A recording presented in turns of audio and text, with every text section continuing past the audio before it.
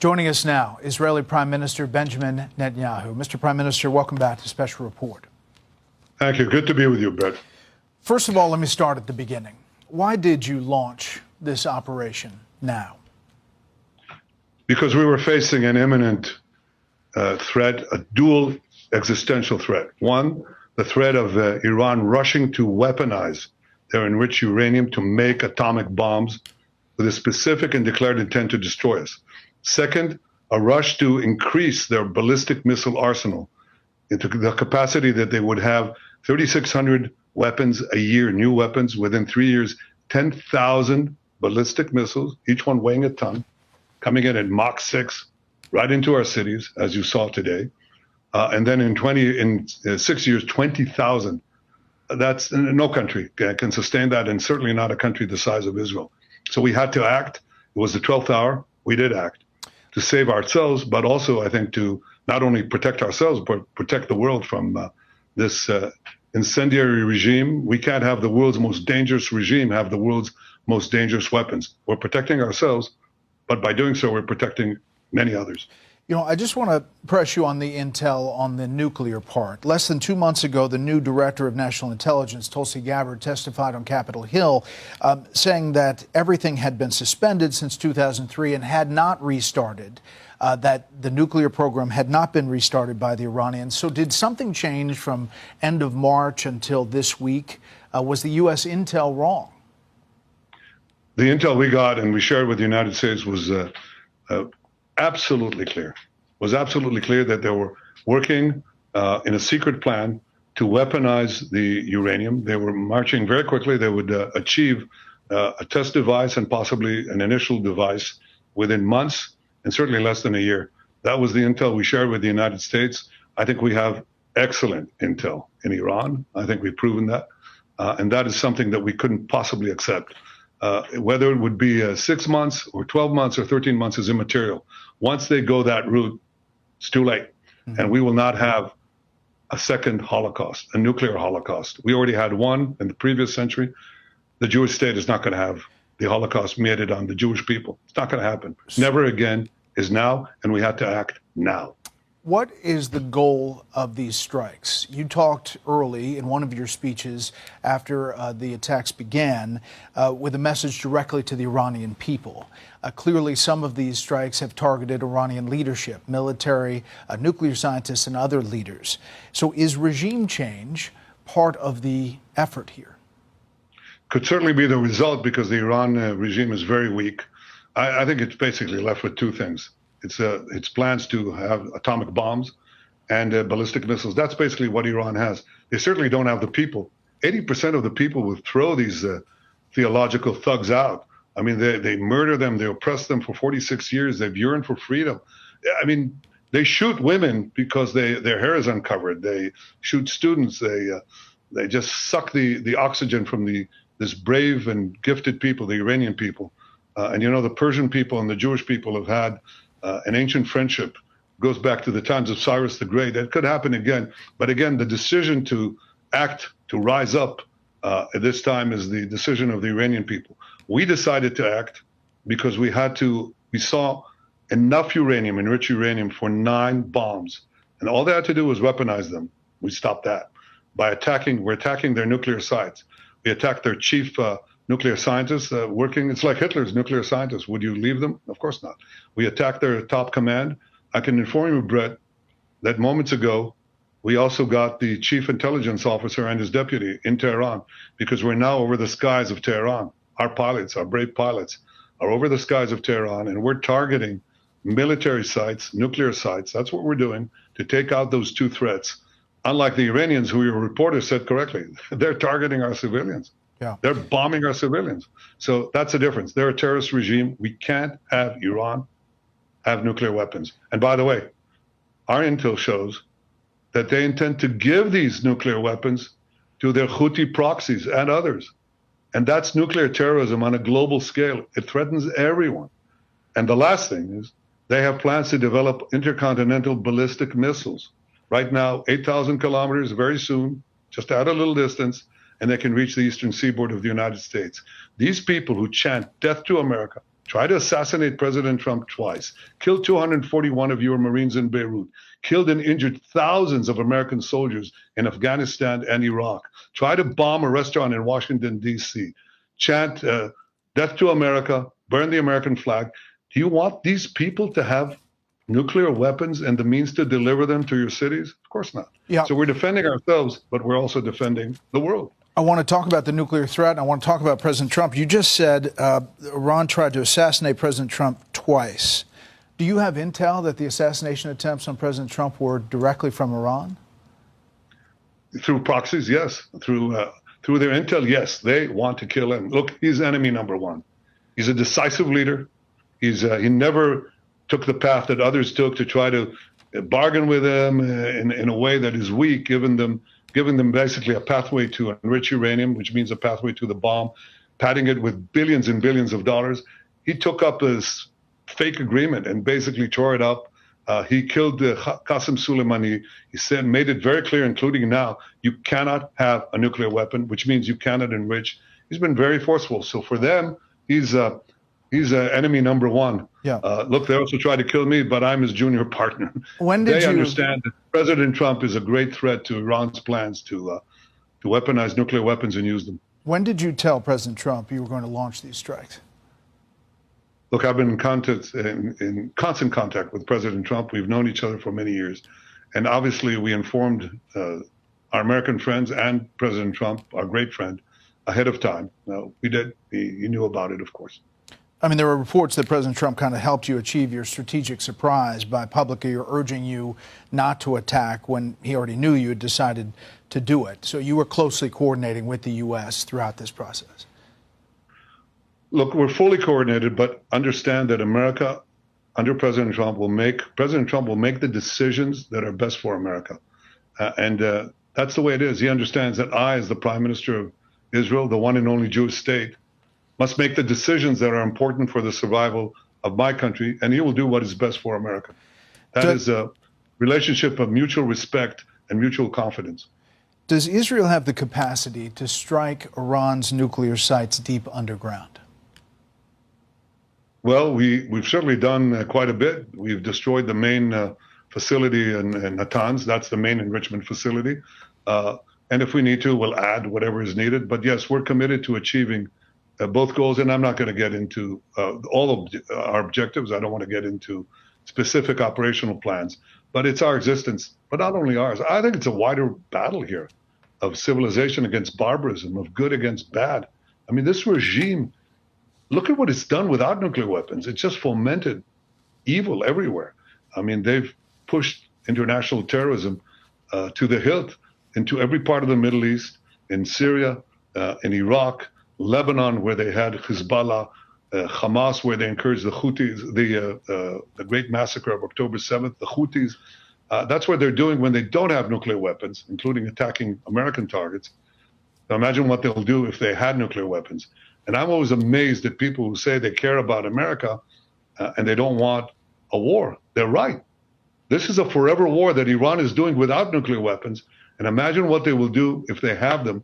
I think for the security of Israel, America, the world, we must make sure that they don't have these weapons and the means to deliver them. And they're working on both. I just want to ask you about the nuclear sites. Fordo nuclear enrichment facility located deep inside a mountain. These are from Iranian nuclear experts. Inside this mountain near Qom. Esfahan, deeply buried facility where Iran stores its highly enriched uranium. In some ways, experts say it might even be more important than Fordo. The IAEA says it's a half-mile deep. So I guess the question is, if the goal is destroying Iran's nuclear program, how do you do so without the 30,000-pound bunker buster bombs that really only the U.S. has? Have you asked President Trump to use that 30,000-pound penetrator bomb to get to those facilities? I'm not going to get into my discussions with the president, but understand that his decisions are his decisions. As for these targets, we've destroyed in Isfahan the conversion facility they had. That's a very important facility that without which you can't really build a weapon. That's gone. There are other plans that we have. I won't get into it. I think Israel has shown that it has, how shall I say, we're the innovation nation that we're called that, startup nation. So we have quite a few startups and quite a few rabbits up our sleeve. And I don't think that I should get into that. Okay. Well, I mean, are you getting everything from the fully- U.S. that you've asked for? Is there something that you've asked for that you're not getting? What I'll say this is that I deeply appreciate President Trump's decision to help in the defense of Israel. American pilots are shooting down drones that are headed towards Israel, as do our pilots. American THAAD missile batteries are helping defend Tel Aviv and greater Tel Aviv area. American Aegis ships are in the Mediterranean. That's all a decision by President Trump, which I deeply appreciate. Again, his decisions on what to do at any given time is the president's decision. I trust his judgment completely. Do you have any estimate on how much you have set back Iran's nuclear program? I think we've set them back quite a bit. I think they were completely surprised. And, you know, surprise is a great element of success. Remember the Pagers? Remember Nasrallah? That's part of breaking up the Iranian axis. And we achieved that with surprise. And I think we achieved a great surprise the other day when we started. You know, we could wait and wait and wait. They'd string along the negotiations. We gave them a chance. I gave them a chance. But it was clear they were not serious about it. It became clear, I think, to the United States as well, because the president was very clear. He said, you can't have nuclear weapons. And in order not to have nuclear weapons, you can't enrich uranium. And they basically strung everybody along. And it was clear to us it was going nowhere. I could wait and wait and wait until they officially declared that the talks were off, or they, you know, and we'd officially declare that we're going to attack them. That's not how I conduct wars, and it's not how Israel conducts wars. So we're, you know, we're geared to do whatever is necessary to achieve our dual aim, to remove two existential threats, the nuclear threat and the ballistic missile threat. And we're doing that as we speak now in Tehran, but we're not bombing the population. We're telling the population, leave.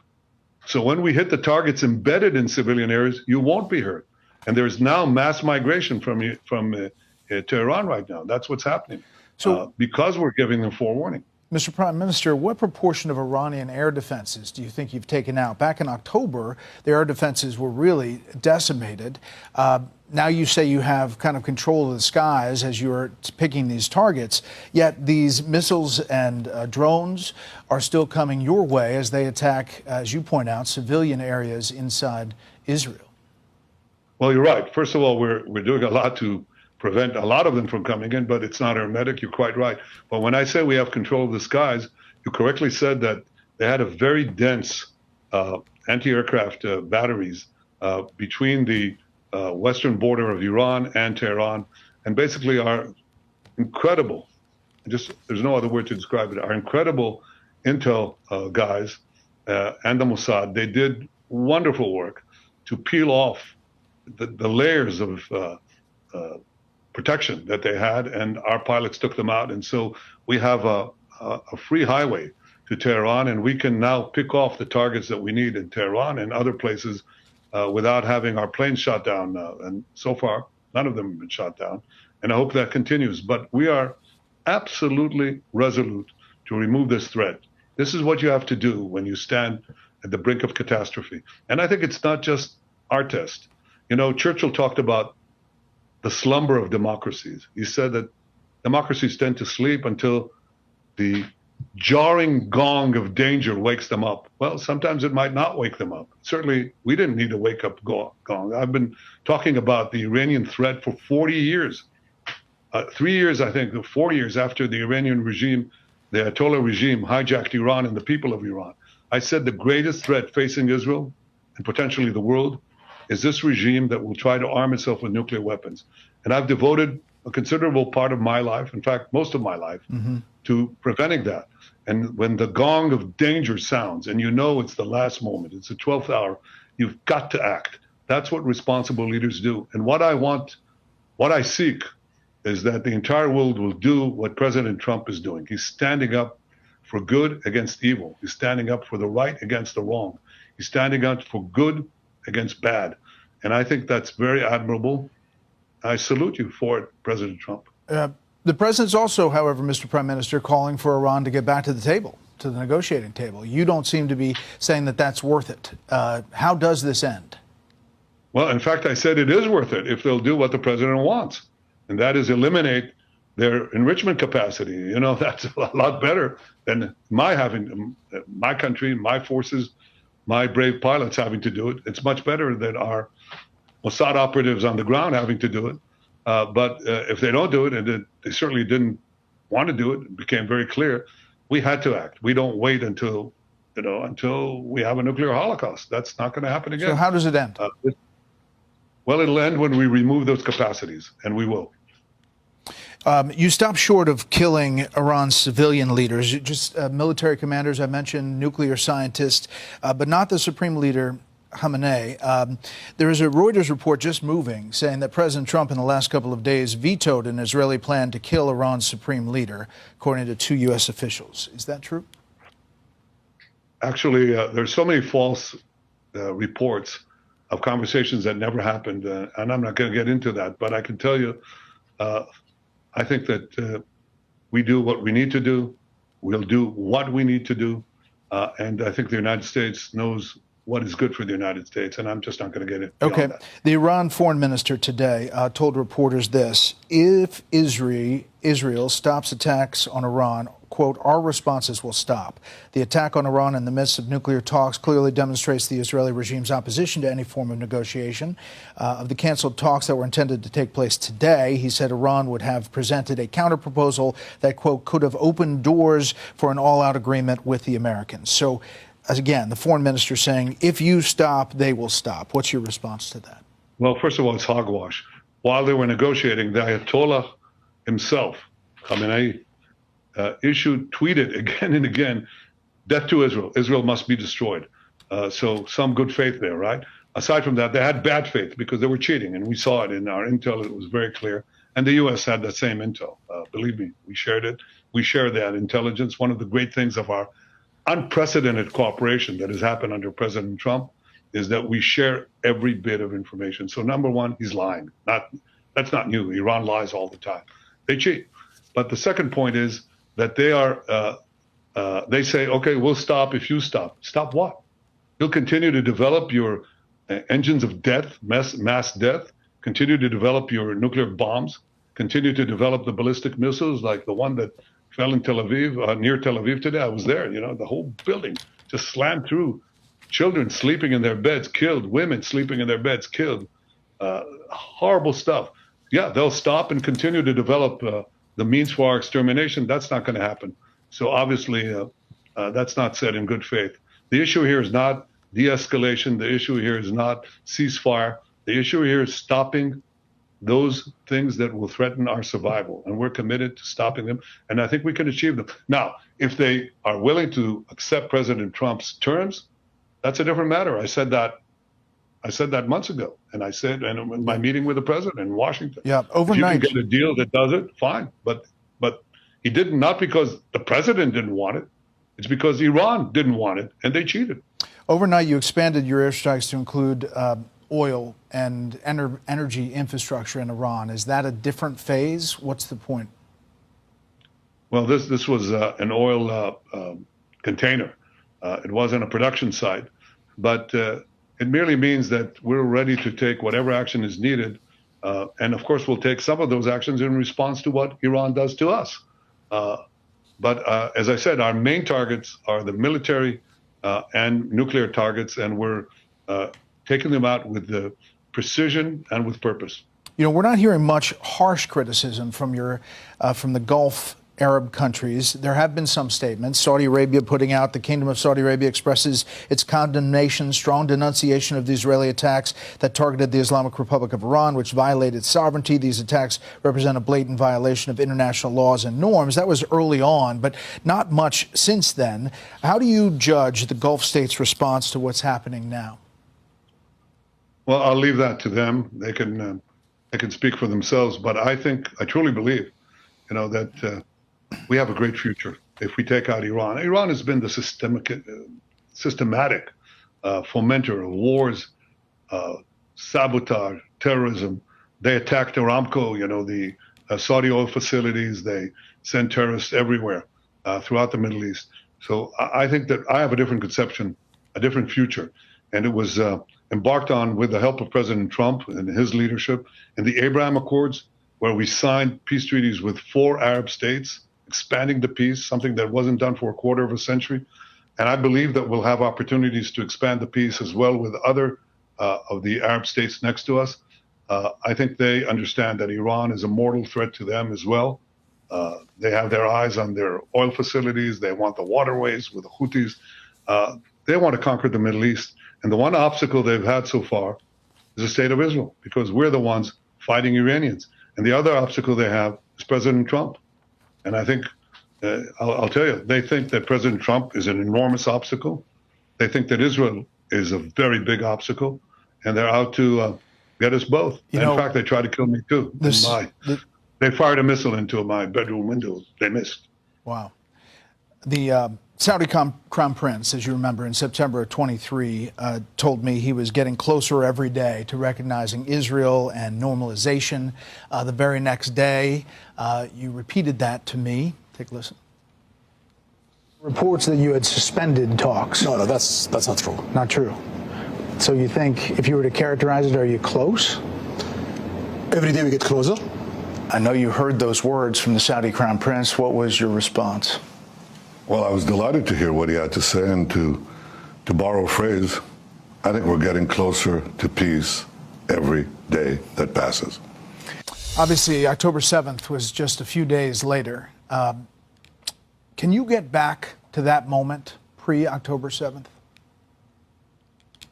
I think what you heard was correct. One of the possible reasons for the timing of Hamas's attack, and remember, Hamas is one of Iran's terror proxies. One of the reasons that they may have brought up the attack, and not even coordinated it with others as they were supposed to do, is perhaps that they were afraid that the words of the Saudi Crown Prince and my own words were about to materialize. But they will materialize one day, I'm sure of it. And that day will be a lot sooner once we get rid of this mortal threat that Iran poses not only to Israel, but to our Arab neighbors, to Europe, to the United States, to many others. Last thing, Mr. Prime Minister, I'd be remiss if I didn't ask about the situation in Gaza. One of the reasons it's not moving forward, the normalization, is because of how that's happening. Understand that you put the onus on Hamas for everything that's happening there. But as of now, you know, we take the Gaza Health Ministry for what it is. They say the death is 55,000. The United Nations puts it at that number as well, but they're citing the Gaza Health Ministry, and women and children making up half of the dead. Is there an Israeli estimate as far as the death in Gaza since the start of that operation? Well, the ratio of civilian combatants to non-combatants is about 1-to-1, which is unheard of in such a dense urban environment. And that's happening because we're telling the population leave, and Hamas at gunpoint, and sometimes shooting them, saying stay in the war zone. That's why you have, or had, a lot of civilian casualties. That is decreased, and happily, because we're doing everything in our power to separate combatants from non-combatants. The reason this war has been going on for so long is, well, one primary reason is the hostages. They've taken hostages. Remember, this is the regime that took Americans hostage. There's That's how they began. 53 captives, less than half of them believed to be alive. Is that fair? 20 are alive. The rest, unfortunately, are not alive. But, you know, we started out with, we've already brought back 202 hostages, most of them alive. Some people believed in the beginning of the war, in fact, the most senior military people, they said, you will be lucky if we got one. And I said, no, I don't think so. I think that a combination of military and diplomatic pressure will get us, we can get them out. And I'm committed to getting all of them out. I've said 2 days ago, I've instructed our people to try to resume the negotiations for a ceasefire that would enable us to take Steve Witkoff, the American envoy, has made an offer to begin a 60-day ceasefire in which half of those hostages would be released right away. And I said, yes, we're ready to go. There's been some development there. I hope we are able to do that because I'm committed to getting them out. And I'm committed to getting them out and also to separate the Hamas from controlling the humanitarian aid that we're trying to give the people of Gaza. because they rob it, they steal it, and then they take a good chunk for themselves, and then they hike up the prices and give a pittance to the civilian population. So we have a plan that we devised with the help of American firms to separate the giving of the humanitarian aid to the population from Hamas control.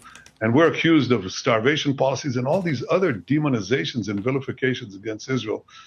Look, we're a democracy fighting an island in a sea of evil, and we're doing what we can to remove this proxy, this Iran terror proxy as well. But the big problem, the big question for Israel, for humanity, for the world, for Israel and the United States is whether we can take away the weapons of mass death from this cult of death that is in Tehran. The tyrants of Tehran will not win. We, with God's help, we will win. So just address the critics who say about Gaza that you're trying to make Gaza unlivable in order to push Palestinians out of the territory permanently. When they say that, what's the response? Yeah. Well, because it's another lie. These are incredible lies. I think, first of all, no army in the history of the world has gone to the lengths that Israel has gone to separate combatants from non-combatants using millions of text messages, phone calls, you name it, everything, leaflets even, getting the population out. Otherwise, we'd have an enormous number of civilian deaths. And of course, Israel has that firepower, but we don't use it because that's our moral base. But the other thing is equally that we're not trying to destroy Gaza. We're trying to remove the threat from Gaza. And as far as the choice of people, if they want to leave or not, President Trump has given a brilliant idea. He said, look, Gaza has to be rebuilt. It's been destroyed because every place is booby-trapped. So, the population finally leaves. They overcome the threats by Hamas to shoot them, and they just leave. They tell Hamas, leave our buildings. And they almost get shot by Hamas. But when they leave, they booby-trap everything. So when we come to fight the terrorists, they set off these charges and they kill our soldiers. What we do is we bring a supercharge. It detonates all the booby traps, and that's how you have buildings destroyed. We also go into tunnels, sometimes at great sacrifice. Our UN ambassador, Leiter, had his son, 39-year-old father of 7, killed because he went as a reserve soldier to defuse these tunnels. But we put charges there. They blow up the tunnels. The tunnels are below buildings. The buildings collapse. So there's a lot of demolition in Gaza. It has to be rebuilt. President Trump said, okay, let the people have a choice. Why are they locked in? They're not locked in other battle scenes, and people leave by the millions in Ukraine, in Iraq, and Syria. They're left by the millions. In Gaza, they're locked in. He said, why? Give them a choice. If they want to leave to other locations, help them with a voluntary relocation. If they want to come back, they'll come back after the work of basically restructuring Gaza is complete. And I think that's a brilliant plan. I think it's all for the good. It's good for peace. It's good for Israel and the United States. I think it's good for Palestinians. They should be given a choice. Mr. Prime Minister, very last thing. I asked you how long this may last. You said it's up to the Iranians. If you had the opportunity, and you do now, to speak directly to the Supreme Leader and to speak directly to the Iranian people, what are those two messages you'll say? Well, the Iranian dictator, really, he's a dictator. He's a tyrant. He has sent us a message calling just about every day for the death of Israel, the destruction of Israel and America, but the death of Israel. So my answer to him is with action, not with words. But to the people of Iran, I say you're great people. You're people of great talent and genius. You have been usurped by this tyranny that has robbed you of hope, has robbed you of a good life. I speak to the Iranian people directly. I don't know if you know this, Brett. I do these videos. I get millions and millions of responses. And they say, Viva Israel, bravo Israel, free us from this tyranny. And I say to them, your hour of freedom is near. Rise up, be free. Mr. Prime Minister, we appreciate your time in the middle of a very dangerous time inside Israel. We should point out you are inside Israel. We've kept your location private since it's a security situation, but we appreciate all the time you've given us. You're welcome back on Special Report anytime.